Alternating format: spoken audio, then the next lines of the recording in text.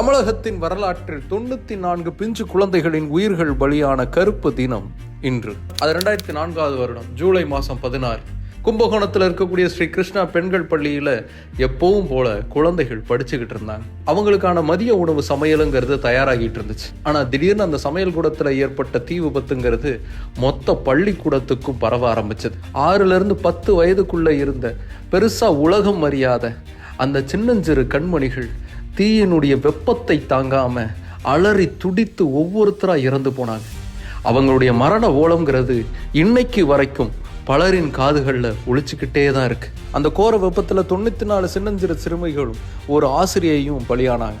அந்த விபத்துக்கு அப்புறமா நடந்த விசாரணையில தான் அந்த பள்ளிக்கூடத்துல எந்த விதமான சேஃப்டி மெஷரும் இல்லை அப்படிங்கிறது தெரிய வந்துச்சு.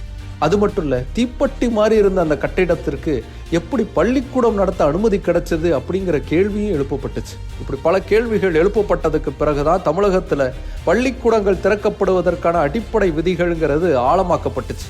இன்னைக்கு பள்ளிக்கூடங்கள்ல இருக்கக்கூடிய பாதுகாப்பு அம்சங்கள் உருவாக்கப்படுவதற்கு மிக முக்கியமான காரணம் இந்த கோர சம்பவம். ஆனா 94 குழந்தைகளுடைய உயிர்கள் பலியானதுக்கு அப்புறம் தான் இங்க சிஸ்டத்துல ஒரு சின்ன சேஞ்சையே கொண்டு வர முடியுது.